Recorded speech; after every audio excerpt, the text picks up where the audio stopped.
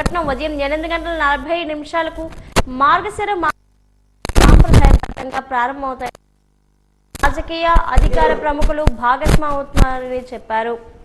వచ్చే నెల 7న సాయంత్రం 6:30 నుంచి వేద సభ, అర్చక సదస్సు, అలాగే 13న సాయంత్రం 4 గంటల నుంచి రథయాత్ర ప్రారంభమవుతాయని చెప్పారు.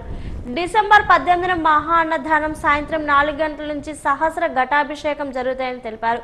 భక్తులు అమ్మవారిని దర్శించుకొని తరలించాలని కోరారు.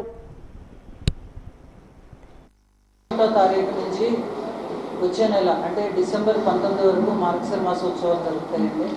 అందులో 4 గురువారాలు మనకి చాలా ముఖ్యమైనవి. అవి 27, 11, 4, 12, 11, 12, 18. ఈ 4 గురువారాలు మనకి తెలిసిందే అమ్మవారికి చాలా ప్రీతిపాత్రమైనది. ఆ రోజుల్లో కొత్త రోజుల్లో కన్నా ఎక్కువగా రష్ ఉంటుంది. మనం మామూలు రోజుల కన్నా ఎక్కువగా అరేంజ్మెంట్స్ అవి చేస్తాం.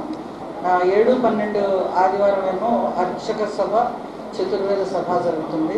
16, 12 నాద నీరాజనం జరుగుతుంది. ఆ తర్వాత మహా అన్నదాన ప్రసాద వితరణ ఆఖరి గురువారం 18, 12 అదే రోజు సహస్రఘటాభిషేకం జరుగుతుంది. పంచామృతాభిషేకాలు 18, 12, 25 సాయంత్రం 5 గంటల నుంచి 6 గంటల వరకు. ఆ తర్వాత రథయాత్ర 13, 12, శాంతి హోమం 20, 12, సహస్ర దీపాలంకరణ 11, 19, 12. ఇవి బ్రీఫ్గా మనకి ఈవెంట్స్ జరిగే రోజులు అన్నమాట. అన్ని వీలున్నంత వరకు భక్తులకి ఎక్కువ సమయం కేటాయించాలి అనే ఉద్దేశంతో మనం ఈ టైమింగ్స్ కొంచెం మార్పు చేయటం అయింది. ఇది అందరూ గమనించగలరు. తర్వాత మహానదానం ఉంటుంది ఆఖరి గురువారం. కానీ కిందటి సంవత్సరం ఎలా జరిగిందో ఈ సంవత్సరము అలాగే జరుగుతుంది. డిఎస్ రాజు మెమోరియల్ ట్రస్ట్ ఆధ్వర్యంలో విజయ్ స్టేడియంలో నిర్వహించే అండర్-19 క్రికెట్ పోటీలు మంత్రి కొండపల్లి శ్రీనివాస్, ఎంపీ కలిశెట్టి అప్పలనాయుడు, ఎమ్మెల్యే అదితి గజపతిరాజు ప్రారంభించారు. ఈ అండర్-19 క్రికెట్ పోటీలకు వివిధ ప్రాంతాల నుంచి క్రికెట్ క్రీడాకారులు తరలివచ్చారు. ఈ కార్యక్రమంలో ముఖ్య అతిథిగా విచ్చేసిన మంత్రి కొండపల్లి శ్రీనివాస్, ఎంపీ కలిశెట్టి అప్పలనాయుడు మాట్లాడుతూ క్రీడలకు అనువైన క్రీడా మైదానం విజయనగరంలో ఉన్నాయన్నారు. ప్రస్తుత గోవా గవర్నర్ పుష్పాటి అశోక్ గజపతిరాజు ముందు చూపుతో క్రీడలకు ప్రాధాన్యత ఇస్తూ సుమారు 70 ఎకరాల సువిశాలమైన ప్రాంతంలో అన్ని క్రీడలకు ప్రాధాన్యత ఇస్తూ విజయ్ స్టేడియంను ఏర్పాటు చేశారని అన్నారు. క్రికెట్పై ఆయనకు ఉన్న మక్కువ ఈ క్రీడా మైదానానికి క్రికెట్ క్రీడాకారు పేరు పెట్టారన్నారు. ఈ అండర్-19 పోటీల్లో పాల్గొన్న ప్రతి ఒక్క క్రీడాకారికి శుభాకాంక్షలు తెలిపారు.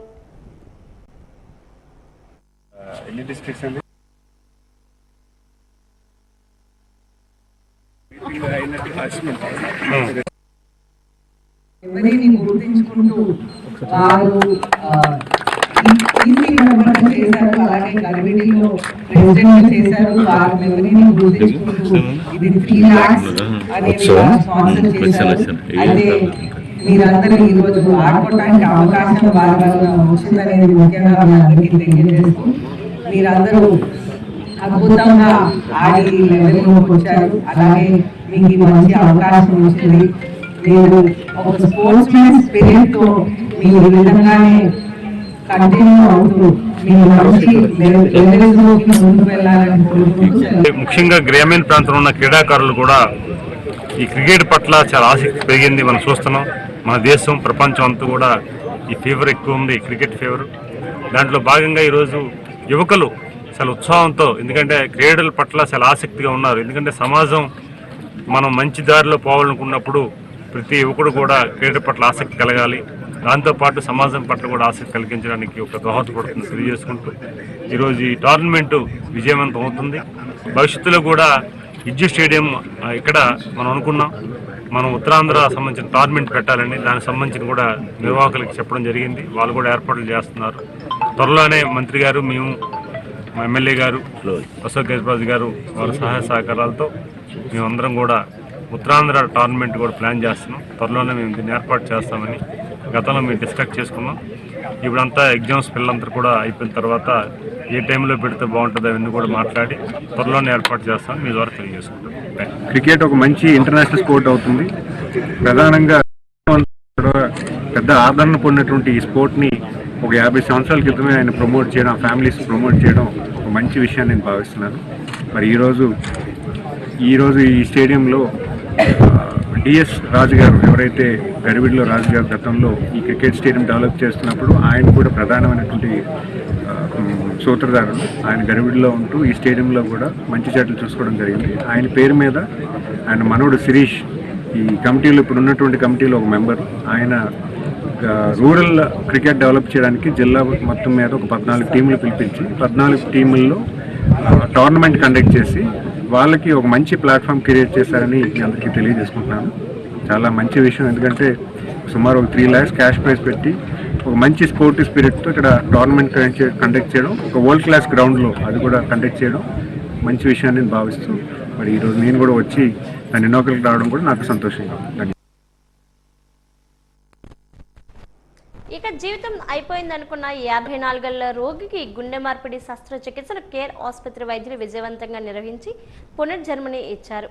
ఆ వివరాలను ఆరిలోవా హెల్త్ సిటీ కేర్ ఆసుపత్రిలో ఏర్పాటు చేసిన మీడియా సమావేశంలో cardiac surgery clinical director doctor L Vijay, doctor కిరణ్లు వెల్లడించారు. గుండె మార్పిడి అనేది ఆధునిక వైద్యంలో చాలా క్లిష్టమైన, అత్యంత జాగ్రత్త అవసరమైన శస్త్రచికిత్స అని పేర్కొన్నారు. ఈ క్లిష్టమైన చికిత్సను విజయవంతంగా నిర్వహించి పేషెంట్ పాత్రకు పునర్జన్మ ఇవ్వడం సంతోషంగా ఉందన్నారు. Chief transplant coordinator doctor Rambabu, traffic ADCP Praveen కుమార్లు మాట్లాడారు. అవైధానం ఆవశ్యకత, గ్రీన్ కారిడార్ ప్రక్రియల గురించి వివరించారు. పేషెంట్ పాత్ర, వారి కుటుంబ సభ్యులు, కేర్ వైద్య బృందానికి ధన్యవాదాలు తెలియజేశారు.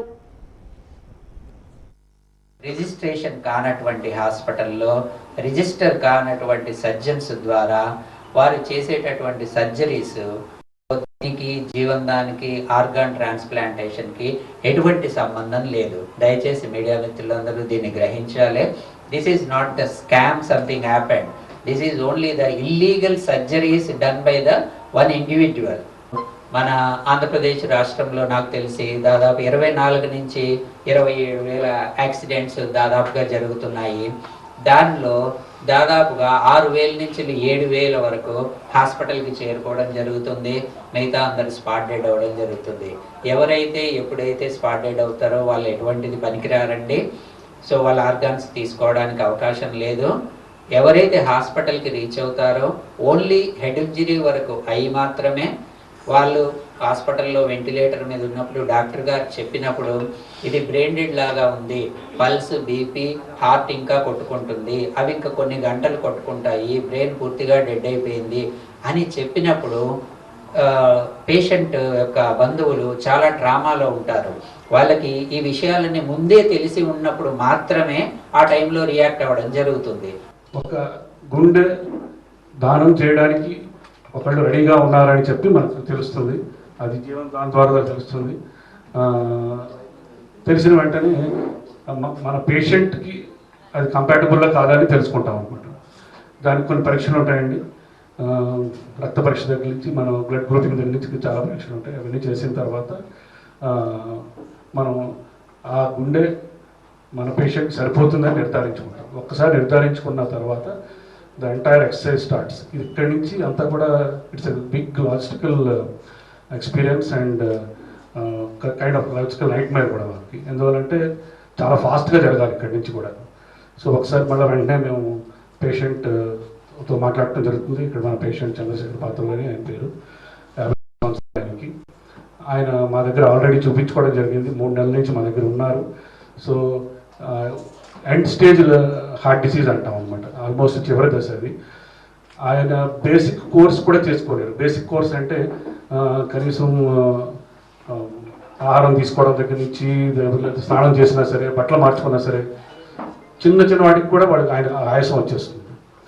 Wherever traffic road accidents happen, likewise previously on receipt of the information that heart is being transported from the Visakhapatnam city to airport and for lifting of the various hospitals in the country, we have provided to green channel corridor to the vehicle and ensure the hassle free movement of the traffic to shifting the organs like and Visakhapatnam city. CIA భాగ భాగస్వామి సదస్సు ముగింపు సందర్భంగా CM Chandrababu Visakha ఉక్కు కార్మికులపై చేసిన అనుచిత వ్యాఖ్యలను తక్షణమే వెనక్కి తీసుకోవాలని సిపిఎం జిల్లా కార్యదర్శి ఎం జగ్గునాయుడు డిమాండ్ చేశారు. ఈ మేరకు జగదంబ సిఐటియు కార్యాలయంలో ఆయన మీడియా సమావేశంలో మాట్లాడారు. చంద్రబాబు వ్యాఖ్యలకు మద్దతుగా గాజువాక ఎమ్మెల్యే పల్లా శ్రీనివాసరావు కూడా అనుచిత వ్యాఖ్యలు చేయడాన్ని సిపిఎం పార్టీ ఖండిస్తుందన్నారు. ప్లాంట్ అభివృద్ధి కోసం కేంద్రం 14,440 కోట్లు, రాష్ట్ర ప్రభుత్వం మరో 2,600 కోట్లు ఇచ్చామని గొప్పలు చెబుతున్నారని, ఆ నిధిని ఎందుకోసం ఖర్చు చేశారో చెప్పాలని నిలదీశారు. స్టీల్ ప్లాంట్ యాజమాన్యం ఉత్పత్తితో కూడిన జీతం చెల్లిస్తామని, విడుదల చేసిన ఆర్డీని వెంటనే రద్దు చేయాలని డిమాండ్ చేశారు. సీఎం చంద్రబాబు గారు మొన్న విశాఖపట్నం పారిశ్రామిక సమ్మిట్ సందర్భంగా వైజాగ్ స్టీల్ ప్లాంటు కార్మికుల్ని అవమానపరుస్తూ వ్యాఖ్యలు చేశారు. సహజంగానే ఆయన వ్యాఖ్యల్ని సమర్థిస్తూ టీడీపీ రాష్ట్ర అధ్యక్షులు గాజువాక ఎమ్మెల్యే పల్లా శ్రీనివాసరావు వ్యాఖ్యలు చేశారు. వీరి వ్యాఖ్యలు ఏ విధంగా ఉన్నాయంటే, ఒక మంచి కుక్కని చంపేయాలంటే దాని పిచ్చి కుక్కని పేరు పెట్టాలంట, అలా అయితే తలవరాయే చంపేస్తారు. ఆ విధంగా చంద్రబాబు పల్లా శ్రీనివాసరావు వ్యాఖ్యలు ఉన్నాయని చెప్పినది సిపిఎం పార్టీ భావిస్తూ ఉంది. మేము కేంద్రంతో మాట్లాడి 11,440 కోట్ల రూపాయలు ప్యాకేజ్ సాధించాం. మేము 2,600 కోట్ల రూపాయలు రాయితీలు ఇచ్చాం వాటర్ ట్యాక్స్ రూపంలోనూ. కాబట్టి మేము చేసేసాం. పర్మనెంట్ ఎంప్లాయీస్ ఉద్యోగులు బాధ్యతగా లేరు, వాళ్ళు పనిచేయడం లేదు, పడుకుంటున్నారని చెప్పని వ్యాఖ్యలు చేశారు. మేము సీఎం గారిని పల్లాని ఒకటే ప్రశ్నిస్తున్నాం. ఈ 11,440 కోట్లు కానీ, ఈ 2,600 కోట్ల రూపాయలు కానీ, ఈ నిధులు ఎవరి చేతిలో పోతున్నాయి? ఒక పరిశ్రమ లాభాలు పట్టాలని చెప్పనంటే నువ్వు ప్యాకేజీ ప్రకటించావు. ఆ ప్యాకేజీ నిధుల్ని ముడిసరుకు కోసం వినియోగించాలి, కొత్త యంత్రాలు పెట్టడం కోసం వినియోగించాలి, పాత యంత్రాల మరమ్మతుల కోసం వినియోగించాలి, కార్మికుల జీతభత్యాల కోసం వినియోగించాలి. ఈ విధంగా ఉత్పత్తికి అవసరమైనటువంటి అంశాలకి ఈ నిధులు ఉపయోగించాలి. కానీ వీటికి ఏమైనా సరే ముఖ్యమంత్రి అడుగుతున్నాం, ₹1 అయినా సరే వీటి కోసం వినియోగించాలి మీరు అడుగుతున్నాం. మేము పల్లాని అడుగుతున్నాం, ₹1 దీనికోసం వినియోగించారా? లేదే. దేనికోసం వినియోగించారు మీరు? జిఎస్టీ పేరు మీద కేంద్రం దాదాపు 500 కోట్లు లాక్కెళ్ళిపోయింది. బ్యాంక్ అప్పులు, పాత అప్పుల పేరు మీద దాదాపు 9,600 కోట్లు పట్టుకుపోయారు. ఎంప్లాయీస్ ఉద్యోగం తీసేయడం కోసం మీరు నిధులు ఇచ్చేస్తున్నారు. Information system audit assessment test రిజల్ట్ను ICAI విడుదల చేసింది. అన్నే వెంకటరమ్య ఆల్ ఇండియా మొదటి ర్యాంకు సొంతం చేసుకుంది. జిల్లాలో గత కొన్నేళ్లుగా ప్రముఖ ఆడిటర్గా రమ్య వ్యవహరిస్తున్నారు. రమ్య ఉత్తీర్ణతపై జిల్లా ఆడిటర్లు ప్రశంసలు కురిపిస్తున్నారు. ఆమె కుటుంబ సభ్యులు హర్షం వ్యక్తం చేశారు. ఈ సందర్భంగా ఆమె మాట్లాడుతూ అనుకున్న లక్ష్యాలను చేరువ కావడానికి అహర్నిశలు శ్రమించాలన్నారు. మారుతున్న కాలానుగుణంగా ఆడిట్ విభాగంలో అప్డేట్ అవ్వాలన్నారు. తనకు ఇంత విజయం వచ్చినందుకు ఆనందంగా ఉందని, తన కుటుంబ సభ్యుల సహకారంతో ఇంతటి విజయాన్ని తన సొంతమైందని ఆమె అభిప్రాయపడ్డారు.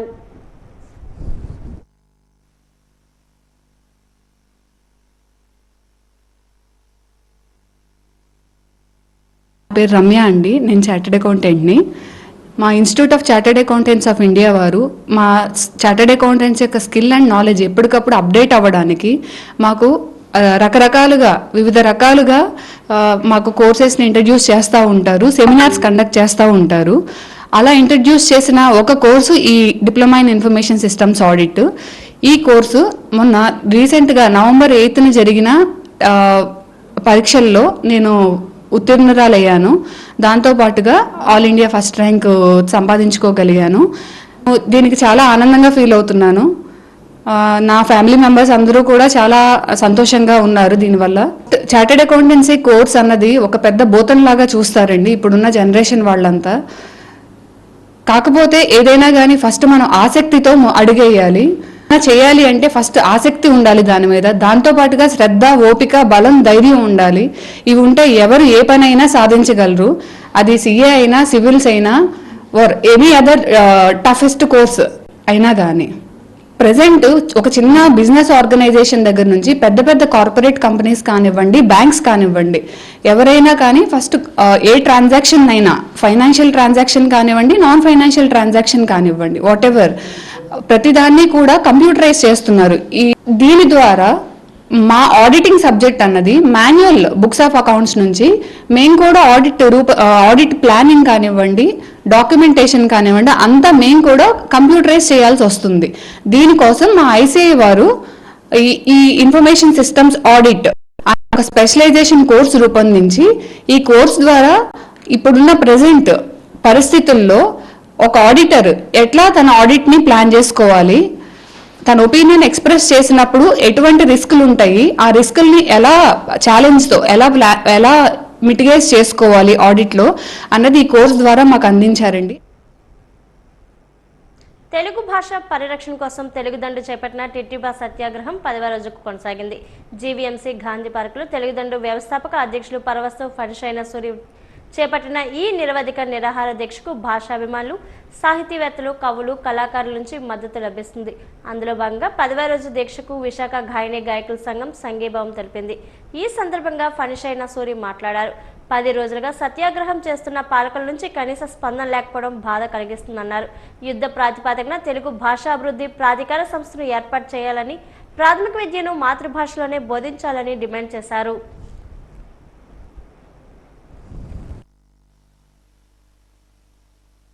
మన తెలుగు భాష రక్షణ కోసం తెలుగుదండు ఆధ్వర్యంలో సంకల్పించిన టిట్టిబ సత్యాగ్రహానికి ఇది 10వ రోజు. 10 రోజులుగా మనం ఈ వేదిక నుండి నిరసన దీక్షలు చేస్తూనే ఉన్నాం. ప్రభుత్వంలో అయితే ఇసుమంతా కూడా ఇంకా కదిలికలేదు అనేది మా సందేహం. ఏవైనా అంతర్గత చర్చ జరుగుతున్నాయేమో తెలియదు. మెల్లమెల్లగా కవులు, కళాకారులు, భాషాభిమానులు ఈ నిరసన దీక్షకు మద్దతు తెలపడానికి సిద్ధమవుతూ ఉన్నారు. తర్వాత ఇప్పుడు రాష్ట్ర వ్యాప్తంగా కూడా కవులు, కళాకారులు, ఈ కళా సంస్థలు, సాహితీ సంస్థలు మన ఈ నిరసన దీక్షకు, ఈ టిట్టిబ సత్యాగ్రహానికి మద్దతు తెలపడానికి సిద్ధమవుతూ ఉన్నారు. నిన్నటి నుండి మనం కార్యక్రమాన్ని కూడా ఉధృతం చేయడానికి ఏర్పాట్లు చేస్తూ ఉన్నాం. ఈరోజు మన విశాఖ నగర సంగీత కళాకారులందరూ కూడా మద్దతు తెలపడానికి ఈ వేదిక మీదకు రాబోతున్నారు. వాళ్ళందరికీ ధన్యవాదాలు తెలియజేస్తున్నాం. ముఖ్యంగా ప్రభుత్వానికి మనం 3 విన్నపాలు చేస్తూ ఉన్నాం. ఈ 10 రోజుల నుంచి కూడా అధికార భాషా సంఘాన్ని యుద్ధ ప్రాతిపదికన ఏర్పాటు చేయాలని, మన తెలుగు గడ్డ మీద అది ప్రభుత్వ బడైనా పైసల బడైనా ఖచ్చితంగా ప్రాథమిక విద్యా బోధన మాతృభాష మన తెలుగు భాషలోనే జరగాలని, గత ప్రభుత్వము సవాల్ చేస్తూ సుప్రీంకోర్టులో వేసినటువంటి మాతృభాషే న్యాయమనే మన హైకోర్టు తీర్పును, ఆ వ్యాజ్యాన్ని వెనక్కి తీసుకోవాలని మనం ప్రభుత్వానికి విన్నపాలు చేస్తున్నాం. ఈ సందర్భంగా ప్రభుత్వం మన విన్నపాలు మన్నిస్తుందనే ఆశతోనే మనం ఉన్నాం. లేదు అంటే ఉద్యమాన్ని ఉధృతం చేస్తాం. వరల్డ్ సిఓపిడి డే సందర్భంగా ప్రభుత్వ సర్వజన ఆసుపత్రి పల్మనాలజీ విభాగం ఆధ్వర్యంలో అవగాహన ర్యాలీ నిర్వహించారు. ప్రభుత్వ సర్వజన ఆసుపత్రి సూపరింటెండెంట్ డాక్టర్ అల్బు పద్మజ హాజరై ర్యాలీని ప్రారంభించారు. స్మోకింగ్ చేయడం వల్ల అనారోగ్య పాలవుతారని, స్మోకింగ్ చేసినప్పుడు అక్కడ విడుదలైన పొగ ద్వారా పక్కన ఉన్న వారికి కూడా ప్రభావం కలుగుతుందన్నారు. ప్రభుత్వ సర్వజన ఆసుపత్రిలో అన్ని రకాల మందులు అందుబాటులో ఉన్నాయన్నారు. సిఓపిడి రోగులకు సకాలంలో వైద్య సేవలు అందిస్తున్నామని అన్నారు. ఈ కార్యక్రమంలో ప్రభుత్వ వైద్య కళాశాల principal KSS Sarojini Devi, doctor Santosh Kumar తదితరులు పాల్గొన్నారు.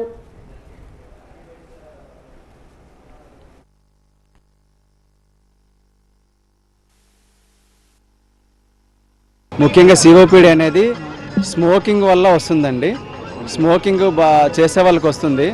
అది ఇంతకుముందు ఒక 2021 వరకు స్మోకింగ్ వల్ల వచ్చేదనేది ఒక బాగా ఉండేది. కానీ ఇప్పుడు ఏంటంటే నాన్ స్మోకర్ సిఓపిడి బాగా అధికంగా ఇప్పుడు పెరిగింది. ఎందుకంటే నాన్ స్మోకర్ సిఓపిడి అంటే స్మోకింగ్ చేసే వాళ్ళే కాకుండా స్మోకింగ్ చేసిన పక్క ఉన్న వారికి కూడా అది ఎక్కువగా వస్తుంది. అంటే smokers versus non smokers ratio ఇప్పుడు పెరిగింది. సో ఇంకోటి ఏంటంటే ఈ నాన్ స్మోకర్స్ సిఓపిడి పెరగడానికి కారణాలు ఇంకోటి ఏంటంటే బయోమాస్ ఆఫ్ ఎక్స్పోజర్. మనం ఇప్పటికీ కొంతమంది కట్టెలపొయ్యి వాడకం ఇంకా ఆపలేదు. కట్టెలపొయ్యి వాడకము, అదేవిధంగా వాహనాలు ఎక్కువగా ఉండటం వల్ల air pollution, air quality index పెరగటము, వీటన్నిటి వల్ల మనకి నాన్ స్మోకర్ సిఓపిడి పెరిగింది. ఆయాసపడే వాళ్ళు వెంటనే మన ప్రభుత్వ సర్వజన ఆసుపత్రికి వస్తే వాళ్ళకి పిఎఫ్టీ స్పైరోమెట్రీ, ఆ స్పైరోమెట్రీ ఫెసిలిటీ కూడా మన దగ్గర ఉంది. దాని ద్వారా మనం వ్యాధిని నిర్ధారణ చేసి దాని తగ్గట్టుగా సివియారిటీ బట్టి మనం ఇన్హేలర్స్ ఇస్తాము, అదేవిధంగా నెబులేషన్ పెడతాము, అండ్ దానికి తగ్గట్టుగా ట్రీట్మెంట్ కూడా ఇవ్వడం జరుగుతుంది. దానికి సెపరేట్గా ఐసీయూ ఉంది, వెంటిలేటర్స్ ఉన్నాయి, అన్ని రకాల సౌకర్యాలు మన దగ్గర ఉన్నాయి. సో ముఖ్యంగా ఈ అవేర్నెస్ ప్రోగ్రామ్ ద్వారా మేము చెప్పేది ఏంటంటే స్మోకింగ్ వల్ల మీరే కాదు మీ పక్క వాళ్ళని కూడా మీరు హాని చేస్తున్నారు. కాబట్టి ముందు దాన్ని మనము కంప్లీట్గా స్మోకింగ్ని ఆపేద్దాం. ఒకవేళ స్మోకింగ్ మీరు ఆపలేకపోతుంటే మమ్మల్ని సంప్రదించండి. మేము నికోటిన్ రీప్లేస్మెంట్ థెరపీ అని దానికి సంబంధించిన గమ్స్, ప్యాచెస్ అవన్నీ మేము ఇస్తాము. అదేవిధంగా దానివల్ల మీరు ఆపలేకపోతే దానికి రిహాబిలిటేషన్ కింద డీఅడిక్షన్ సెంటర్స్ మాకు సైకాట్రీ డిపార్ట్మెంట్కి స్ట్రాంగ్గా ఉంది. అక్కడ కూడా ఆ విత్డ్రాల్ సిమ్టమ్స్ నుంచి ప్రొటెక్ట్ చేయడానికి మెడికేషన్ కూడా మన దగ్గర అవైలబుల్ ఉన్నాయి. COPD day, chronic obstructive pulmonary disease. దీన్ని ఏంటంటే ఇప్పుడు మెయిన్ ఉద్దేశం ఏంటంటే awareness to create. Previously 40 years కంటే స్మోకింగ్ వలన వచ్చేది, శ్వాస తీసుకోవడంలో ఇబ్బందులు పడేవారు. ఇప్పుడు 25 సంవత్సరాలకు కూడా because of passive smoking and air pollution వలన ఇప్పుడు many cases are being diagnosed. మనకి మన గవర్నమెంట్ జనరల్ హాస్పిటల్ విజయనగరంలో పల్మనాలజిస్ట్ డాక్టర్ సంతోష్ గారు is actively treating and counselling patients. మన దగ్గర సదుపాయాలు ఏంటంటే ఈ సిఓపిడి పేషెంట్స్కి స్మోకింగ్ సెసేషన్స్ గాను మనం డీఅడిక్షన్ సెంటర్కి పంపించి నికోటిన్ గమ్స్, ప్యాచెస్ అవి ఇవ్వటము. అలా కాకుండా క్రానిక్ కాఫ్ అడ్వాన్స్డ్ స్టేజెస్లో ఉంటే వాళ్ళకేమో ట్రీట్మెంట్ ఇస్తూ నెబులైజర్స్, అలాగే మనకి ఇన్హేలర్స్ ఎలా వాడటము, మనకి ఇంకా అడ్వాన్స్డ్గా వాళ్ళకి డిసీజ్ ప్రోగ్రెస్ అయ్యి ప్రాబ్లం అయితే ventilators, respiratory intensive care unit ఉంది. అది కూడా సక్సెస్ఫుల్గా బాగా చక్కగా నడుపుతున్నారు ఆయన. Vice chairman managing director Andhra Pradesh schedule కులముల సహకార ఆర్థిక సంఘం తాడేపల్లి అమరావతి వారి ఆదేశాల మేరకు విజయనగరం జిల్లాలోని సఫాయి కర్మచారి వృత్తిలో ఉన్న నిరుద్యోగ యువతకు NSKFDC పథకంలో 3 సెప్టిక్ ట్యాంక్ క్లీనింగ్ వాహనములకు సబ్సిడీపై మంజూరు చేయటకు దరఖాస్తులు ఆహ్వానిస్తున్నామని జిల్లా షెడ్యూల్ కులాల సేవా సహకార సంస్థ కార్యదర్శి సంచాలకులు డి వెంకటేశ్వరరావు తెలియజేశారు. ఈరోజు ఆయన వాజీవన్ న్యూస్తో మాట్లాడారు. సెప్టిక్ ట్యాంక్ క్లీనింగ్ వాహనంకు యూనిట్ విలువ 31,67,326 రూపాయలు. ఇందులో సబ్సిడీ 14,16,831 ఉంటుందని అన్నారు. NSKFDC రుణము 17,50,495 రూపాయలు నిర్ణయించడమైందని చెప్పారు. సెప్టిక్ ట్యాంక్ క్లీనింగ్ పథకం విలువల్లో సబ్సిడీ పోను మిగిలిన రుణం 6% వడ్డీతో 72 నెలసరి వాయిదాలతో ఒక్కొక్క వాయిదాకు 33,064 రూపాయల చొప్పున క్రమం తప్పకుండా ఈ కార్యాలయానికి చెల్లించవలసి ఉంటుందన్నారు.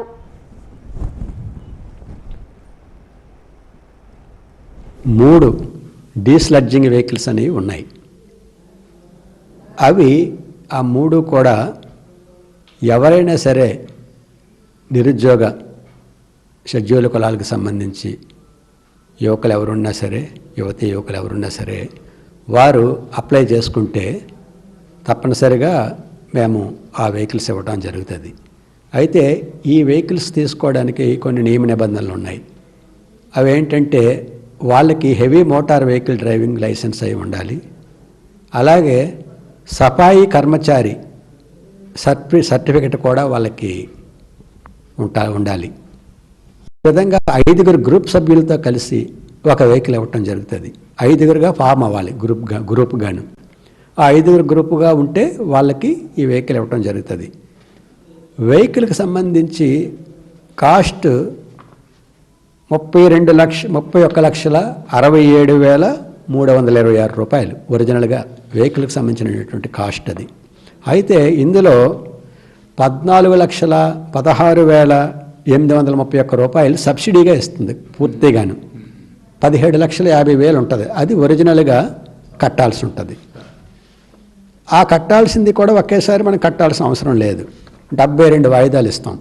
ఎంత పడుతుందంటే 33,064 రూపాయలు పడుతుంది కట్టాల్సింది.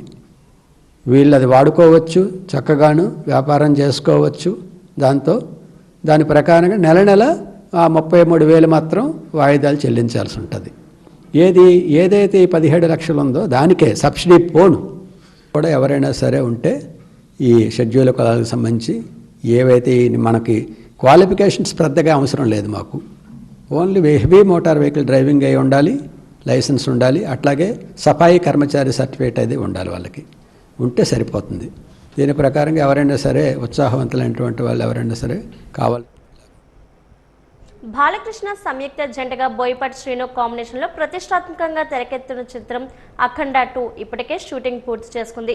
వచ్చే నెల 5న ప్రేక్షకుల ముందుకు రానుంది. పాన్ ఇండియాగా వస్తున్న ఈ చిత్రం ప్రమోషన్ ఇప్పటికే ప్రారంభించిన మేకర్స్ జగదాంబ థియేటర్లో జాజికాయ జాజికాయ మాస్ బీట్ సాంగ్ను గ్రాండ్గా విడుదల చేశారు. ఈ వేడుకల్లో బాలకృష్ణ, బోయపాటి శ్రీను, హీరోయిన్ సంయుక్త మేనన్, నిర్మాత గోపి ఆచంటా పాల్గొన్నారు. ఈ సందర్భంగా చిత్రం విశేషాలను వారు మీడియాకు వెల్లడించారు. వచ్చే నెల 5న విడుదలవుతున్న ఈ చిత్రాన్ని ప్రేక్షకులు ఆదరించాలని కోరారు.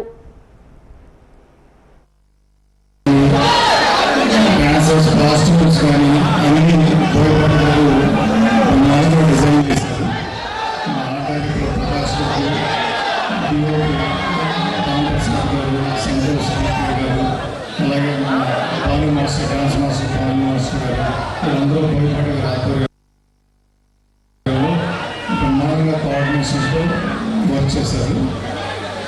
ఈ సాంగ్ వచ్చినప్పుడు సినిమాలో ఒక 4 minutes థియేటర్ మొత్తం ఉర్రూతులో అయిపోతుంది. ఈ కార్యక్రమాన్ని వీక్షిస్తూ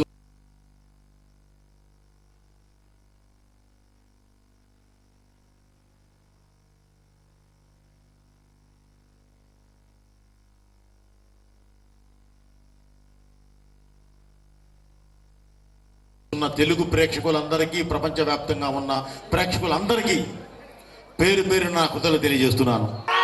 ఈ వైజాగ్తో మాకు అవినాభావ సంబంధం ఉంది. రావడమే లక్ష్మీ నరసింహస్వామి వారిని దర్శించుకొని వారి ఆశీస్సులు తీసుకొని, పండితుల ఆశీస్సులు కూడా తీసుకొని ఈరోజు ఈ కార్యక్రమానికి రావడం జరిగింది. అలాగే ముంబైలో కూడా సిద్ధి వినాయక స్వామి ఆశీస్సులు తీసుకొని అందరి సహకారంతో నగరాన్ని మరింత అభివృద్ధి చేసి ఆదర్శవంతంగా తీర్చిదిద్దామని నగర మేయర్ విజయలక్ష్మి అన్నారు. ఈరోజు ఆమె అధ్యక్షతన నగరపాలకుల సంస్థ సమావేశ మందిరంలో స్టాండింగ్ కమిటీ సమావేశం జరిగింది. మొత్తం 32 అంశాలను పొందుపరచగా అన్నిటికీ సభ్యులు ఆమోదం తెలిపారు. పలు విషయాలపై చర్చించారు. అనంతరం మేయర్ విజయలక్ష్మి మాట్లాడుతూ అందరి సమన్వయంతో నగరాన్ని అభివృద్ధి చేయడమే ధ్యేయంగా కృషి చేయాలన్నారు. మిగిలి ఉన్న అభివృద్ధి పనులు సత్వరమే పూర్తయ్యే విధంగా చూడాలన్నారు. నిబంధనల ప్రకారం అధికారులు నడుచుకోవాలని సూచించారు. ఈ సమావేశంలో floor leader SVV Rajesh, commissioner పల్లి నల్లనయ్య, సహాయ కమిషనర్ కిల్లానా అప్పలరాజు, స్టాండింగ్ కమిటీ సభ్యులు జీవి రంగారావు, సుంకర నారాయణ స్వామి, రేఖాన రూపాదేవి, వివిధ విభాగాల అధికారులు, సిబ్బంది పాల్గొన్నారు.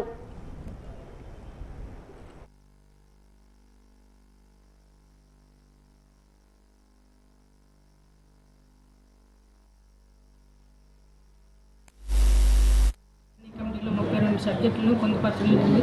అన్నిటి కూడా సభ్యులు ఆమోదం పలికారు. అలాగే విజయనగరాన్ని అన్ని విధాల అభివృద్ధి పదంలో నడిపించాలని అధికారులు ఆదేశించడం జరిగింది. అందరి సహాయ సహకారాలతో విజయనగరాన్ని అభివృద్ధి పదం నడిపించాలని కోరుకుంటూ నాకు అల్లూరు సీతారామరాజు జిల్లా మారేడుపల్లి అడవుల్లో భారీ ఎన్కౌంటర్ జరిగిన సంగతి తెలిసిందే. ఈ ఎన్కౌంటర్ను సిపిఎం పార్టీ రాష్ట్ర నాయకులు కె లోక్నాథం ఖండించారు. జగదాంబ సమీప సిఐటియు కార్యాలయంలో ఏర్పాటు చేసిన మీడియా సమావేశంలో ఆయన మాట్లాడారు. ఎన్కౌంటర్లో మావోయిస్టు కేంద్ర కమిటీ నాయకుడు హిగ్మా సహా 6 మావోయిస్టులు మృతి చెందడం బాధాకరమన్నారు. శాంతి చర్చల ద్వారా సామరస్యపూర్వక వాతావరణం నెలకొనేలా పాలకులు చర్యలు చేపట్టాలా తప్ప మావోయిస్టుల నేతలను నిర్బంధించి ఇలా ఎన్కౌంటర్లకు పాల్పడడం అత్యంత దుర్మార్గమైన చర్య అని వాపోయారు. స్పష్టంగానే ఆదేశాలు ఉన్నాయి. ఈయన ఇప్పుడు చాలా కీలకమైన మనిషిగా ఉన్నారు. ఒకవైపున కేంద్ర ప్రభుత్వం ఇటీవల కాలంలో ఎన్కౌంటర్లు చాలా ఫాస్ట్గా చేస్తూ ఉంది. పట్టుకుంటున్నారు, పట్టుకున్న వాళ్ళకి నిర్బంధం చేసి వాళ్ళ మీద ఎన్కౌంటర్లు చేస్తూ ఉన్నారు. కనీసం వాళ్ళ యొక్క శవాలు కూడా కుటుంబాలకు ఇవ్వని స్థితి వచ్చింది. మనందరికీ తెలుసు. పీపుల్స్ వారు అగ్రనాయకుడు ప్రధాన కార్యదర్శిగా ఉన్న ఆయన్ని కూడా ఇవ్వని స్థితి వచ్చేస్తుంది. ఇట్లాంటివన్నీ చూస్తే ఏమనిపిస్తుంది, ప్రభుత్వమే హత్యల్ని పూనుకుంటా ఉంది. ప్రభుత్వం ఇలాంటి హత్యలు పూనుకుంటే సాధారణ ప్రజానీకానికి ఏ రకమైన గౌరవం ఉండేదానికి అవకాశం ఉంటుంది? దీనికి సంబంధించిన దాంట్లో మనందరూ తెలుసు, పీపుల్స్ వారు ఏ నేపథ్యంలో స్టార్ట్ అయ్యారు, ఏ సమస్యల మీద వాళ్ళు పోట్లాడుతున్నారు, ఇష్యూ మీద అనేక చర్చలు జరుగుతూ ఉన్నాయి. చర్చలు జరుగుతున్నప్పుడు కేంద్ర ప్రభుత్వానికి వాళ్ళకు స్పష్టంగా ఒక అంశాన్ని, మనం శాంతి చర్చలు చేపడదాం, శాంతి చర్చలు చేపట్టిన తర్వాత మేము తీసుకోవాల్సిన జాగ్రత్తలు మేము తీసుకుంటాం, మీరు తీసుకోవాల్సిన జాగ్రత్తలు. ఇది ప్రజాస్వామ్యం. ప్రజాస్వామ్యంలో ఎవరికైనా ఏ రకంగానైనా చర్చలు జరుపుకొని పరిష్కారం చేసుకోవచ్చు. పరిష్కారం చేయకుండా మిమ్మల్ని హంతం చేస్తాం, మిమ్మల్ని ఉండకుండా చేస్తామని చెప్పి నిర్బంధకాండ ప్రయోగం చేసి మహిళలని చూడకుండా అట్లాగే గిరిజనులను చూడకుండా టార్గెట్ చేసి ఎన్కౌంటర్ చేయటం అనేది సరైనది కాదు. జర్నలిస్ట్ అసోసియేషన్ ఆఫ్ ఆంధ్రప్రదేశ్ 33వ వార్షికోత్సవ వేడుకలు విజయనగరం ప్రభుత్వ ఆంధ్ర పాఠశాలలో జిల్లా అధ్యక్షుడు ఎం రవిచంద్రశేఖర్ అధ్యక్షన ఘనంగా జరిగాయి. ఈ కార్యక్రమానికి జిల్లా విద్యాశాఖ అధికారి మాణిక్యం నాయుడు, సమాచార శాఖ అసిస్టెంట్ డైరెక్టర్ పి గోవిందరాజులు ముఖ్య అతిథులుగా హాజరయ్యారు. పాఠశాల ఆవరణంలో మొక్కలు నాటే కార్యక్రమాన్ని ప్రారంభించారు. ఈ సందర్భంగా డిఈఓ మాణిక్యం నాయుడు మాట్లాడుతూ జర్నలిస్ట్ అసోసియేషన్ ఆఫ్ ఆంధ్రప్రదేశ్ 33వ వార్షికోత్సవం సేవా కార్యక్రమాలతో జరుపుకోవడం, కార్యక్రమానికి హాజరు కావడం ఆనందాన్ని ఇచ్చిందన్నారు. సమాజంలో సమస్యలు వెలుగులోకి రావాలంటే జర్నలిస్టుల పాత్ర చాలా కీలకమన్నారు. జాపు మరిన్ని సేవా కార్యక్రమాలతో మరికొన్ని వార్షికోత్సవాలు జరుపుకోవాలని, జర్నలిస్టు సమస్యలు తమ వంతు సాయం అందిస్తామని తెలిపారు. సమాచార శాఖ అసిస్టెంట్ డైరెక్టర్ గోవిందరాజులు మాట్లాడుతూ జర్నలిస్టులు వార్తల రూపంలో సమస్యలు వెలుగు చూపడమే కాకుండా సేవా కార్యక్రమాలు చేయడం, అందులో పాఠశాలలో వార్షికోత్సవ వేడుకలు జరపడం హర్షణీయమన్నారు.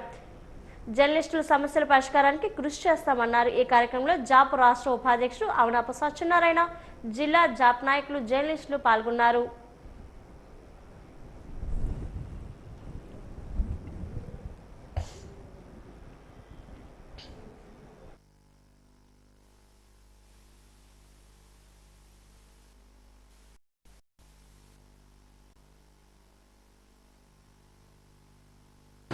జర్నలిస్ట్ అసోసియేషన్ ఆఫ్ ఆంధ్రప్రదేశ్ 33 ఏళ్ల క్రితం జర్నలిస్టుల సంక్షేమం, వెల్ఫేర్ దృష్టిలో పెట్టుకొని ఏర్పడింది.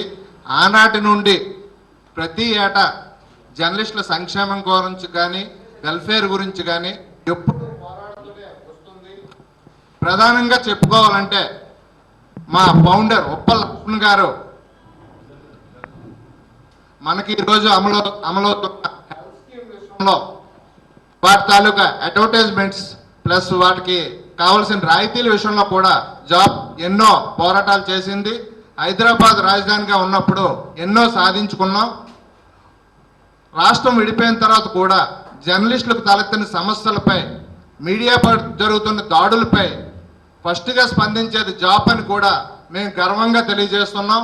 ప్రతిరోజు జర్నలిస్టు సమస్యలు అవ్వచ్చు, ప్రజా అభాగ్యులుగా ఉన్న కొంతమందికి మనం సాయం చేయాలనే ఉద్దేశంతో గత 5 ఏళ్లుగా నిరసరాయిల సంఘంలో అవ్వచ్చు, అనాథాశ్రమంలో అవ్వచ్చు, ఇలా జరుపుకుంటూనే వస్తున్నాం. ఈ ఒక సామాజిక బాధ్యతగా సేవా కార్యక్రమాలను కూడా తీసుకోవడం నాకు చాలా ఆనందకరంగా ఉంది. ఎందువల్లంటే ప్రతి ఒక్కరు కూడా ఏంటంటే ఎక్కడైతే సమాజంలో ఎక్కడైతే అవసరం అయితే ఉందో వాళ్ళని గుర్తించడం, అలాగే వాళ్ళకి తమ వంతు ఏదైనా సహాయం చేయడం, సహాయం చేద్దాం అనుకోవడం నిజంగా వాళ్ళకి మంచి అవకాశం. ఇది నిజంగా అవకాశం రావడం అనేది పెద్ద అదృష్టంగా మనం భావించాలి. కాబట్టి ఆ విధంగా మీరు ఒక మంచి కార్యక్రమాన్ని ఒక రైట్ ఇన్స్టిట్యూట్లో ఇక్కడ మీరు ఏర్పాటు చేద్దామని మీరు నిర్ణయించుకోవడం చాలా నిజంగా నేను చాలా మేము అందరం కూడా అభినందించడం జరుగుతుంది. మరి మన ఏడీ గారు చెప్పినట్టు ఏంటంటే మరి ఈ జర్నలిస్ట్ అనే వీళ్ళ తాలూకా ప్రయాణంలో, వాళ్ళ తాలూకా విధి నిర్వహణలో మరి చాలా ఇబ్బందులు పడుతూ సమాజానికి అంటే సమాజంలో ఉన్న ప్రజలందరూ కూడా ఒక సరి అయిన సమాచారాన్ని సేకరణ జరుగుతుంది. తద్వారా మాత్రమే అందరూ కూడా ఇన్ఫర్మేషన్ అనేది రావడం జరుగుతుంది.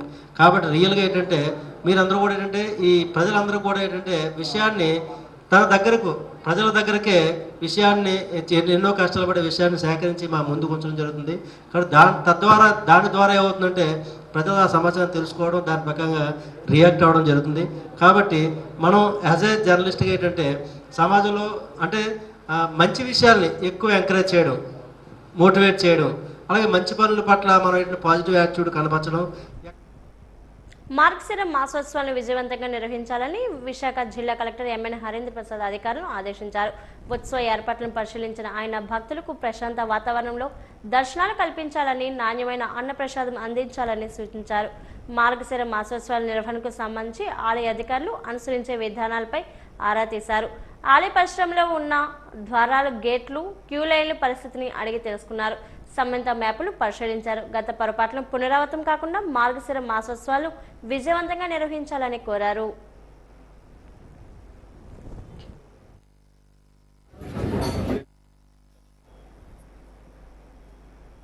గురజాడ స్మారక జిల్లా కేంద్ర గ్రంథాలయంలో గురువారం ఉదయం 11 గంటలకు 58వ జాతీయ గ్రంథాలయ వారోత్సవాల ముగింపు కార్యక్రమం నిర్వహిస్తున్నట్లు జిల్లా గ్రంథాలయ సంస్థ ఉమ్మడి విజయనగరం జిల్లా కార్యదర్శి బి లక్ష్మి ఒక ప్రకటనలో తెలిపారు. ఈ కార్యక్రమంలో ఉత్తమ గ్రంథాలయ ఉద్యోగి, గ్రంథాలయ ఉద్యమ నేత జయంతి రామలక్ష్మణమూర్తి స్మారక పురస్కారం బహుమతి ప్రదానం చేయడం జరుగుతుందన్నారు.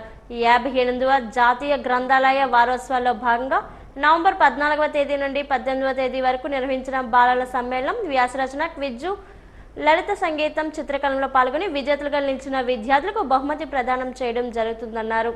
ఆంధ్ర నాట గ్రంథాలయం ఎంతో విశిష్టి పొందిందని, దేశంలోనే ప్రప్రథమంగా గ్రంథాలయాలకు ప్రత్యేక చట్టం ఏర్పాటుకు ఆంధ్ర గ్రంథాలయమే స్ఫూర్తి అని అన్నారు. గ్రంథాలను చదవాలని, చదివించాలని, పుస్తక పఠనం నిజమైన విజ్ఞాన ధనమని అన్నారు.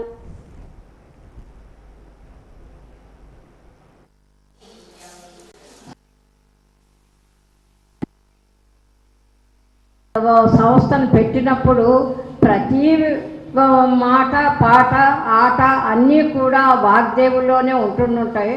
అందులో మమ్మల్ని కూడా ఒక భాగస్థురాలుగా చేసి మా ఎవరి దగ్గర ఏ విద్య ఉన్నదో అది వాళ్ళ యొక్క పిల్లలకి బోధించేటట్టుగా, తెలిసేటట్టుగా చేయటం ఆవిడ యొక్క ప్రజ్ఞ. తర్వాత ఇక్కడ కళాశాలలో, సాంస్కృతిక కళాశాలలో అంతక్రితం మేము చూసాం. తర్వాత ఆవిడ వచ్చిన తర్వాత ప్రతి వ్యక్తి కూడా సంస్కృత నేర్చుకునే, సంస్కృతం చెప్పదగ్గ స్టేజ్లోనూ వాళ్ళు ఎదిగారు. అలాగే ఇప్పుడు రాజాం కళాశాల కూడా ఒక తీర్చిదిద్దడానికి భగవంతుడు పంపించే ఇది. ఇంకా ఏమిటంటే భగవంతుడు మన విజయనగరానికి పంపించాడు ఒక దూతనన్న ఆ యొక్క ప్రజ్ఞ. తర్వాత విజయనగరం అంటేనే ఒక గ్రంథాలయం. ఒక పేజీ తిప్పితే ఒక రకమైన విద్య కనపడుతుంది, ఇంకొక పేజీ తిప్పితే మహామహులు మాట్లాడిన మాటలు తెలుస్తాయి, ఇంకొక పేజీ తిప్పితే త్యాగధనులు, అట్లాంటి త్యాగధనులు, విద్యావంతులు ఉన్న ఇదొక గ్రంథాలయం. ఇక్కడ మనకు అడుగు పెట్టడమే చాలా భగవంతుడు ఇచ్చిన వరం. ఇక్కడ ఈ గ్రంథాలయం మహామహులు రామారావు గారు అని అంటే దేశాలు కూడా పేరు ప్రఖ్యాతులు గడించి. పట్టణాల్లో నివాసం ఉంటున్న పేదలకి వారు నివాసం ఉన్న చోటే ఇళ్లు పట్టాలిచ్చి పేదలకు 2 సెంట్లు భూమి ఇల్లు నిర్మాణానికి మంజూరు చేయాలని కోరుతూ 24న చలో కలెక్టరేట్ కార్యక్రమం నిర్వహిస్తున్నట్లు సిపిఎం నగర కార్యదర్శి రెడ్డి శంకర్రావు తెలిపారు. ఈ రోజు స్థానిక ఎల్బీజీ భవనంలో ఏర్పాటు చేసిన విలేకరుల సమావేశంలో చలో కలెక్టరేట్ గోడ పత్రికను ఆవిష్కరించారు. అనంతరం ఆయన మాట్లాడుతూ ఇల్లు కడతామని రాష్ట్ర ప్రభుత్వం జీవో నెంబర్ 30ని విడుదల చేసి సంవత్సరం అయిందన్నారు. ఆయన విజయనగరం పట్టణంలో ఏ ఒక్కరికి ఈ జీవోను అమలు చేసి పట్టాలు ఇవ్వలేదని అన్నారు. పట్టణంలో Ramakrishna Nagar, LBG Nagar, Gurajada Nagar, Vinayaka Nagar, Jonnaguddi, Bongaveedhi, Poolbagh PG college ఎదురుగా, గంజిపేట, గొడగల వీధి, స్టేడియంపేట, నల్ల చెరువు, దాసన్పేట, ఎర్ర చెరువులో పేదలు దశాబ్దాలుగా నివాసం ఉంటున్నారన్నారు. రాష్ట్రంలో ఉన్న అన్ని మున్సిపాలిటీల్లో పట్టణాల్లో ఉన్న పేదవాళ్ళ నివాసం ఉన్న చోటే పట్టా ఇస్తామని జీవో నెంబర్ 30ని విడుదల చేసింది. విడుదల చేసి సంవత్సరం అవుతున్నా నేటికి దాన్ని అమలు చేయడానికి ఎటువంటి ప్రయత్నం చేయకపోవడం దురదృష్టకరం. తక్షణం ఇప్పటికైనా పట్టణాల్లో నివాసం ఉన్న పేదలకి జీవో నెంబర్ 30 ప్రకారం నివాసం ఉన్న చోటే 2 సెంట్లు భూమి ఇచ్చి 5 లక్షల రూపాయలు ఇచ్చి ఇల్లు కట్టించి ఏర్పాటు చేస్తామన్న హామీని అమలు చేయాలని చెప్పి సిపిఎం పార్టీగా మేము డిమాండ్ చేస్తూ ఉన్నాం. అంతేకాదు గ్రామాల్లో 3 సెంట్లు, పట్టణాల్లో 2 సెంట్లు చొప్పున ఎవరికైతే వివాహం అయ్యి ఇల్లు లేకుండా ఇబ్బందులు పడుతున్న యువకులు ఉన్నారో వాళ్ళందరికీ ఇస్తామని చెప్పి గవర్నమెంట్ చెప్పింది. నేటికి దాన్ని అమలు చేయలేదు. కాబట్టి ఈ 2 సమస్యల పరిష్కారం చేయాలని చెప్పి రేపు 24వ తారీఖున సిపిఎం పార్టీ ఆధ్వర్యంలో కలెక్టర్ ఆఫీస్ ముందు ధర్నా చేయడానికి వెళ్తున్నాం. ఈ చెలో కలెక్టరేట్ కార్యక్రమాన్ని ప్రజలంతా పాల్గొని జయప్రదం చేయాలని విజ్ఞప్తి చేస్తున్నాం. ఇది కరెక్ట్ కాదు. పట్టణాల్లో ఖాళీగా ఉన్న స్థలాలన్నీ కూడా సర్వే చేసి పేద నివారణకి ఇవ్వాలి. ఆ రకంగా జీవో నెంబర్ 30ని అమలు చేయడం, 2 సెంట్ల భూమి ఇల్లు లేని వాళ్ళకి ఇవ్వడం, 5 లక్షల రూపాయలు ఏదైతే అమలు చేస్తామన్నారో ఇంటికి ఇవ్వడం, వీటి కోసం చెలో కలెక్టరేట్ జయప్రదం చేయడానికి ప్రజలంతా కూడా కంకణమై ముందుకు రావాలి. 24 లోపు ఊరు వాడవాడ ప్రచారం చేసి సిపిఎం పార్టీ పెద్ద ఎత్తున ప్రజలు కదిలిస్తుంది. ప్రజలంతా కూడా దీంట్లో భాగస్వామ్యం అవ్వాలని విజ్ఞప్తి చేస్తున్నారు. వాజీ వార్తలు ఇప్పుడు కాసేపు విరామం. 3 దశాబ్దాల మీడియా రంగంలో అనుభవంతో మీ ముందుకొస్తోంది వాజీవన్ మొబైల్ యాప్. ప్రతి క్షణం తాజా వార్తలతో ప్రపంచవ్యాప్తంగా ఎప్పుడైనా ఎక్కడైనా మీ అరచేతిలో. ఇక ఆలస్యమెందుకు? వెంటనే డౌన్లోడ్ చేసుకోండి గూగుల్ ప్లే స్టోర్ మరియు యాప్ స్టోర్లో. ఇది పూర్తిగా ఉచితం. వివరాలకు సంప్రదించండి గణపతి నీడి టెక్నాలజీస్ ప్రైవేట్. 3 దశాబ్దాల మీడియా రంగంలో అనుభవంతో మీ ముందుకు వస్తోంది వాజీవన్ mobile app, the trusted news. ప్రతి క్షణం తాజా వార్తలతో ప్రపంచవ్యాప్తంగా ఎప్పుడైనా ఎక్కడైనా మీ అరచేతిలో. ఇక ఆలస్యం ఎందుకు? వెంటనే డౌన్లోడ్ చేసుకోండి గూగుల్ ప్లే స్టోర్ మరియు యాప్ స్టోర్లో. ఇది పూర్తిగా ఉచితం. వివరాలకు సంప్రదించండి గణపతి నీడి టెక్నాలజీస్ ప్రైవేట్ లిమిటెడ్. 3 దశాబ్దాల మీడియా రంగంలో అనుభవంతో మీ ముందుకొస్తోంది వాజీవన్ మొబైల్ యాప్. ప్రతి క్షణం తాజా వార్తలతో ప్రపంచవ్యాప్తంగా ఎప్పుడైనా ఎక్కడైనా మీ అరచేతిలో. ఇక ఆలస్యమెందుకు? వెంటనే డౌన్లోడ్ చేసుకోండి గూగుల్ ప్లే స్టోర్ మరియు యాప్ స్టోర్లో.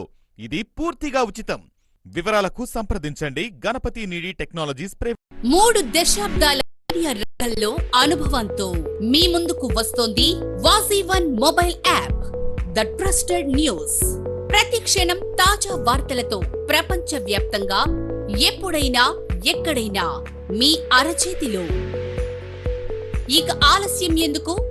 వెంటనే డౌన్లోడ్ చేసుకోండి గూగుల్ ప్లే స్టోర్ మరియు యాప్ స్టోర్లో. ఇది పూర్తిగా ఉచితం. వివరాలకు సంప్రదించండి గణపతి నీడి టెక్నాలజీస్ ప్రైవేట్ లిమిటెడ్.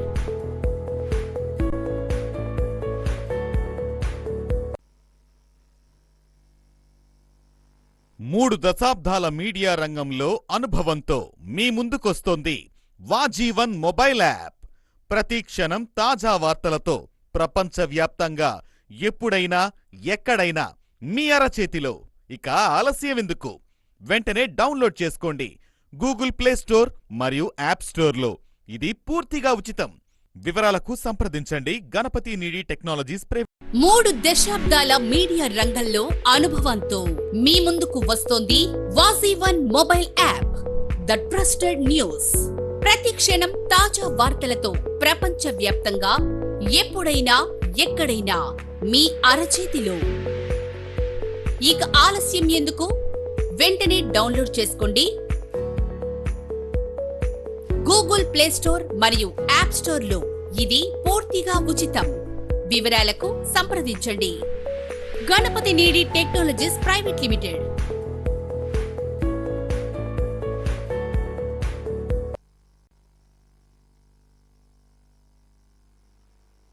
కూటమి ప్రభుత్వం విడుదల చేసిన అన్నదాత సుఖీభవ కార్యక్రమంలో భాగంగా ఈరోజు 2వ విడత కార్యక్రమాన్ని ప్రభుత్వం విడుదల చేసింది.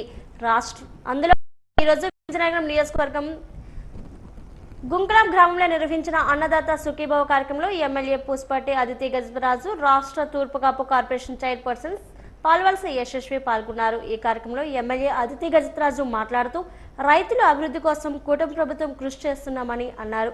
విజయనగరం నియోజకవర్గంలో సుమారు 10,000 మంది రైతులకు సుమారు 5 కోట్లు విడుదల చేశామన్నారు. ముఖ్యమంత్రి చంద్రబాబు చేస్తున్న అభివృద్ధిని చూసి వరవలేక వైసీపీ నేతలు అవాకులు చెవాకులు మాట్లాడుతున్నారని అన్నారు.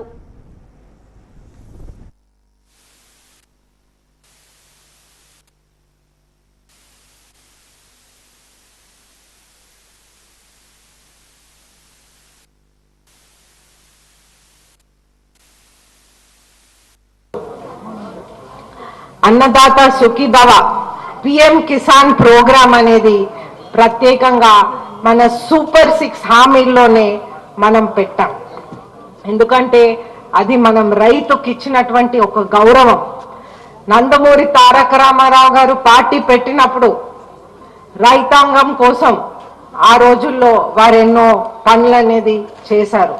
పేద ప్రజల్ని అన్ని విధాలుగా ఆదుకున్నారు.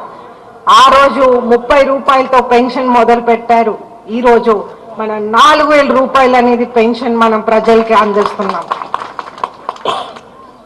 అయితే మనం చూస్తుంటే అన్నదాత సుఖీభవ గురించి మనం 2000 రూపాయలు సెంట్రల్ గవర్నమెంట్ అనేది పిఎం కిసాన్ ద్వారా ఇస్తుంది. అన్నదాత సుఖీభవ అనేది మనం 5000 రూపాయలు అనేది మన స్టేట్ గవర్నమెంట్ నుంచి ఇస్తున్నాం.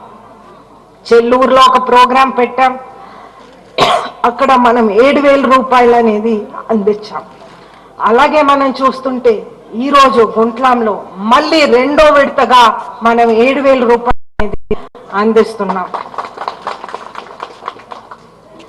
సంవత్సరం మొత్తానికి చూస్తే మనం రైతాంగానికి ఎన్డీఏ ప్రభుత్వం సెంట్రల్ గవర్నమెంట్ స్టేట్ గవర్నమెంట్ 2 కలిపి 20,000 రూపాయలు అనేది మనం రైతుకి అందిస్తా ఉన్నాం. అలాగే మన పార్టీ ఎప్పుడైనా రైతాంగం కోసం మనం ఒక పక్షపాతంగా ఉండి వాళ్ళ కోసం అనేది అన్ని విధాలుగా మనం చేస్తా ఉన్నాం. విత్తనాలు సరిగ్గా అందిస్తున్నాం, అలాగే మనం ఫర్టిలైజర్స్ అందిస్తున్నాం. అన్ని విధాలుగా కూడా నదులు అనుసంధానం చేసి వాళ్ళకి నీళ్ళు అనేది కూడా మనం అందించటం జరుగుతుంది. మనం ఇప్పుడు చూస్తున్న ప్రోగ్రాం కమలాపురంలో మన ముఖ్యమంత్రి వర్యులు అన్నదాత సుఖీభవ పిఎం కిసాన్ అనే ప్రోగ్రాం మొదలు పెట్టారు. అక్కడ చూస్తుంటే ఒక ఎడారిగా మారిపోతున్న సిచ్యువేషన్ అక్కడ. అయితే అక్కడ ఆ విధంగా ఉన్నప్పుడు అది మొత్తానికి నందమూరి తారక రామారావు గారు ఆ రోజుల్లోనే చంద్రబాబు నాయుడు గారు కలిపి అక్కడ అద్భుతంగా చేసి అక్కడ నీళ్ళు వచ్చేలా చూసి ఈ రోజు చూస్తుంటే అది ఏమాత్రం ఎడారిలాగా లేదు. పార్తీపురం జిల్లా కేంద్రంలో సర్దార్ వల్లభాయ్ పటేల్ 150వ జయంతి వేడుకలు ఘనంగా నిర్వహించారు. దీనికి ముఖ్య అతిథిగా జిల్లా నోడల్ అధికారి, రాజ్యసభ సభ్యులు ఎంపీ పాకల సత్యనారాయణ, ఎమ్మెల్యే విజయ్ చంద్ర పాల్గొన్నారు. అనంతరం సభను ఉద్దేశించి మాట్లాడుతూ భారతదేశ ఐక్యతను చాటి చెప్పిన వ్యక్తి సర్దార్ వల్లభాయ్ పటేల్. స్వాతంత్రం వచ్చిన తర్వాత హైదరాబాద్ ట్రావెల్ కోడ్, జమ్మూ కాశ్మీర్, జునాగఢ తదితర సంస్థాధిపతులు దేశంలో కలవకుండా స్వతంత్రంగా ఉండేందుకు ప్రయత్నించారు. హోమ్ మినిస్టర్గా ఉన్న సర్దార్ వల్లభాయ్ పటేల్ వారిని దేశంలో ఇది చాలా అఖండ భారతదేశాన్ని నిర్మించారు. ఆయన త్యాగాన్ని అతిపెద్ద స్టాట్యూను నెలకొల్పారని, దేశ ఐక్యతను చాటి చెబుతూ స్థానిక ప్రభుత్వ కార్యాలయ సముదాయం నుంచి గవర్నమెంట్ జూనియర్ కళాశాల గ్రాండ్ వరకు ర్యాలీని నిర్వహించారు. ఈ ఐక్యత ర్యాలీలో పలు పాఠశాల విద్యార్థులు, ఎంపీ పాకల సత్యనారాయణ, ఎమ్మెల్యే విజయ్ చంద్ర పాల్గొన్నారు.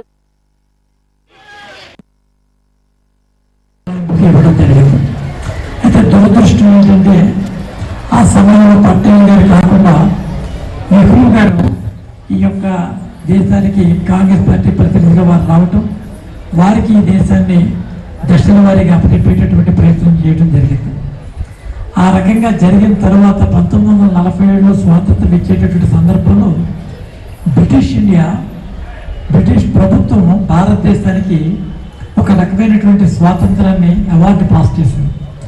భారతదేశంలో వండుకున్నటువంటి స్వదేశీ సంస్థానాలు అవసరమైతే భారతదేశంలో కలవచ్చు, లేకపోయినట్టయితే మీరు స్వతంత్రంగా ఉండవచ్చు అని చెప్పి ఒక దుర్మార్గమైనటువంటి యోచనతో వారు మన దేశానికి స్వాతంత్రం ఇవ్వడం జరిగింది. ఆనాటి ఉన్న భౌగోళిక స్వరూపం ప్రకారం భారతదేశంలో సుమారు 525 స్వదేశీ సంస్థానాలు విడివిడిగా ఉండటం జరిగింది.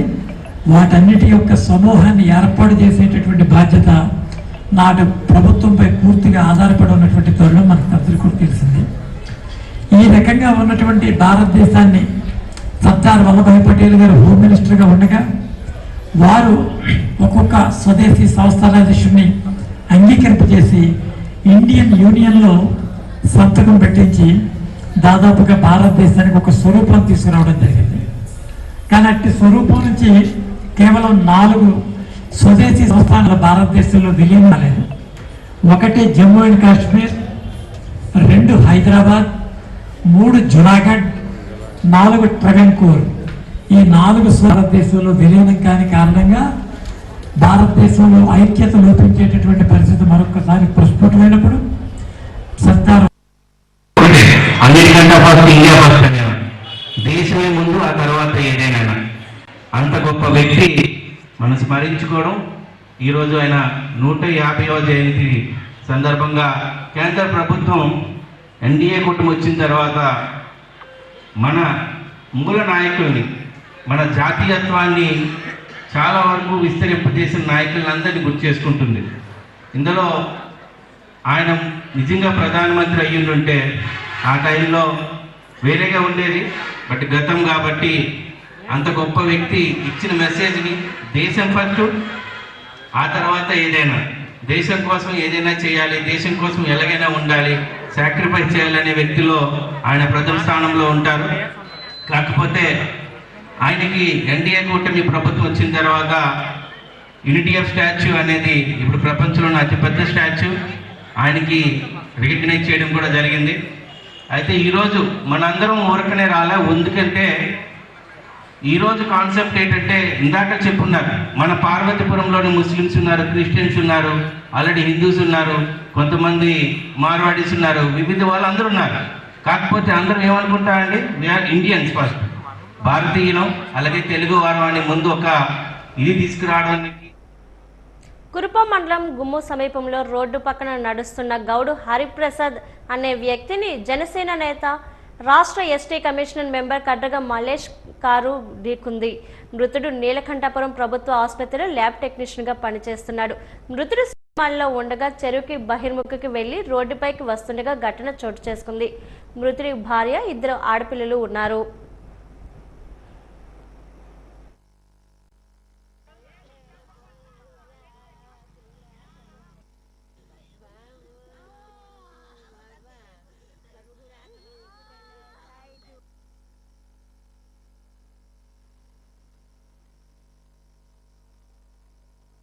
రీసర్వేతే భూ సమస్యలకు శాశ్వత పరిష్కారం లభించిందని జిల్లా collector doctor N Prabhakar Reddy తెలిపారు. సాలూరు మండలం పెద్దబోరబందలో బుధవారం జరిగిన రీసర్వే సభలో JC C Yashwant Kumar Reddy, sub collector R వైశాలితో కలిసి జిల్లా కలెక్టర్ పాల్గొన్నారు. ఈ సందర్భంగా ఆయన మాట్లాడుతూ రైతుల పేరున ఉన్న భూమిని పైసా ఖర్చు లేకుండా సమగ్ర వివరాలు నిర్దిష్ట కొలతలతో ఆన్లైన్ నందు నమోదు చేయడం జరిగిందని అన్నారు. గతంలో రెవెన్యూ రికార్డులో భూ వివరాలు సక్రమంగా లేనందున క్రయ విక్రయ సమయంలో రైతులు సమస్యలు ఎదుర్కోవాల్సి వచ్చిందని గుర్తు చేశారు. చట్ట ప్రకారంగా సాగు చేసుకునే భూమికి సంబంధించిన రికార్డు రైతుల వద్ద ఉండాలని, అందుకు సంబంధించిన పట్టాదారు పాస్ పుస్తకం కలిగి ఉండాలన్నారు. తద్వారా ఆ భూమిపై సర్వ హక్కులు కలిగి ఉంటారని, ఆ విషయాన్ని అందరూ గుర్తించాలని అన్నారు.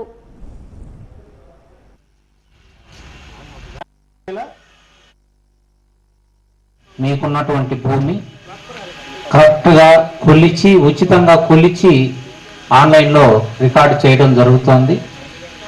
మనం తెలిసి తెలియకుండా చేసేటువంటి పొరపాట్ల వల్ల రెవెన్యూ రికార్డుల్లో మన డేటా ఉండదు. ఎప్పుడు రెవెన్యూ రికార్డులో డేటా ఉండదో మీరు ఎప్పుడో అమ్ముకోవడానికి వెళ్ళినప్పుడు ఇబ్బందులు వస్తాయి. రెండోది, మనకు అందాజాగా ఏదో ఇది 2 ఎకరాలు ఉంది, 3 ఎకరాలు ఉంది అనేటువంటిది అలవాటు అయిపోయి ఉంటుంది. కానీ కరెక్ట్గా ఎంత ఉంది అనేటువంటిది మనం రికార్డులో చూసుకోవాలి. రైతుకు కూడా ఒక ముఖ్యమైన విషయం ఏంటంటే, నా భూమి నేను దున్నుకుంటున్నా, ఎవరు వస్తారు అనేటువంటిది అందరికీ అనుకునేటువంటిది. కానీ చట్ట ప్రకారంగా మీరు దున్నేటువంటి భూమి, దానికి రెవెన్యూ రికార్డు కూడా ఉండాలి. రైతు సంక్షేమ ప్రభుత్వ ధ్యేయమని DCCB chairman, TDP parliament party అధ్యక్షుడు డాక్టర్ కిమిడి నాగార్జున అన్నారు. బుధవారం విజయనగరం జిల్లా గజనారం ప్రైవేట్ ఫంక్షన్ హాల్లో అన్నదాత సుఖీభవ పీఎం కిసాన్ నిధుల విడుదల సభలో నాగార్జున పాల్గొన్నారు. గజనారం నియోజకవర్గానికి 45,075 మంది రైతు కుటుంబాలకు 29.64 కోట్ల రూపాయలు నిధులు విడుదల చేయడం జరిగిందన్నారు. మాజీ మంత్రి పడాల అరుణ, ఏఎంసీ చైర్మన్ గోపాలరాజు పాల్గొన్నారు.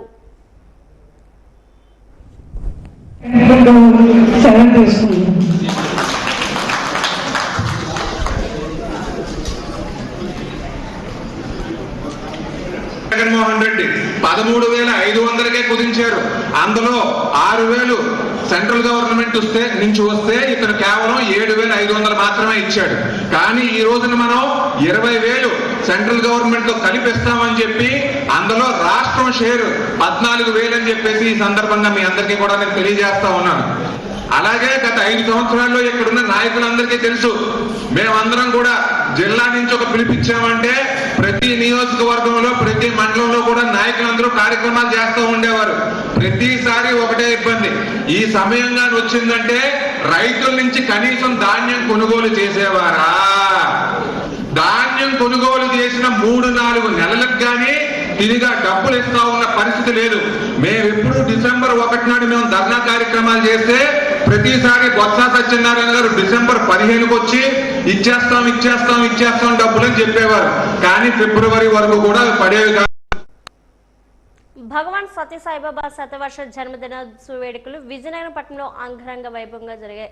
స్టేడియం కాలనీలో ఉన్న హోం మందిరంలో కన్వీనర్ సన్యాసి నాయుడు పర్యవేక్షణలో శతవర్ష జన్మదినోత్సవ వేడుకలు నిర్వహించారు.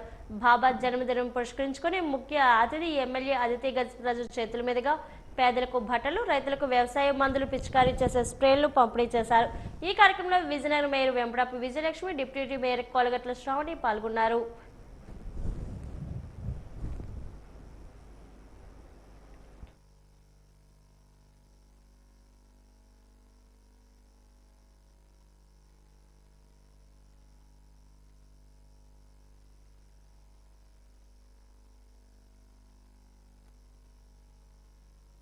ఈరోజు మన మహిళా దినోత్సవ సందర్భంగా మనం ఈరోజు స్వామివారు శ్రీ సత్యసాయి బాబా స్వామివారు ఆలయంలో మనం దీపం వెలిగించి మనం వారు 100 years పుట్టినరోజు యానివర్సరీ సందర్భంగా మనం ఇది మొదలు పెడుతున్నాం. ఈరోజు మనం చూస్తుంటే మన ప్రైమ్ మినిస్టర్ గారు నరేంద్ర మోడీ గారు, అదేవిధంగా మన రాష్ట్ర ముఖ్యమంత్రి వర్యులు నారా చంద్రబాబు నాయుడు గారు ఇద్దరు కూడా పుట్టపర్తిలో వారు పాల్గొంటున్నారు. అయితే ఇది ఒక పెద్ద ఫెస్టివల్గా మేరా యువ భారత్ కేంద్ర యువజన వ్యవహారాల శాఖ, క్రీడా మంత్రిత్వ శాఖ విజయనగరం జిల్లా చీపురుపల్లిలో మై భారత్ ఆధ్వర్యంలో జరిగిన సర్దార్ 150 యూనిటీ మార్చ్ జిల్లా యంత్రాంగం, పోలీస్, ఎన్ఎస్ఎస్ మరియు అనేక కళాశాల యువతతో మొత్తంగా 1000 మందితో మహాత్మా గాంధీ విగ్రహం వద్ద మండల పరిషత్ కార్యాలయం వరకు సర్దార్ వల్లభాయ్ పటేల్ యూనిట్ మార్చ్ 150 పాదయాత్ర చేయడం జరిగింది. ఈ పాదయాత్రకు TDP state secretary Kimidi Ram Mallik Naidu ప్రారంభించారు. దీనికి ముందు యువత జాతీయ ఐక్యత ప్రతిజ్ఞ, నశముక్త అభిజ్ఞాన ప్రతిజ్ఞ తీసుకోవడం జరిగింది. సర్దార్ విగ్రహానికి పాల్గొన్న అతిథులు అందరూ పూలమాలలు వేసి నివాళులు అర్పించారు.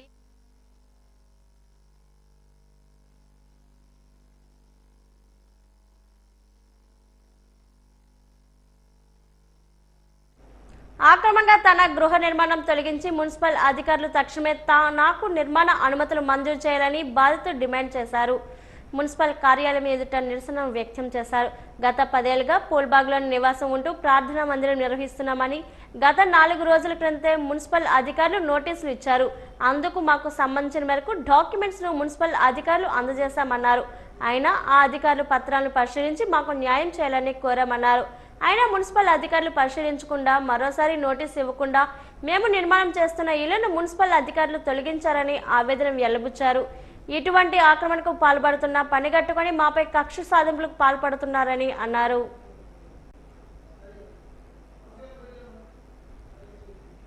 వాజీవార్తలు ఇంతతో సమాప్తం. నమస్కారం.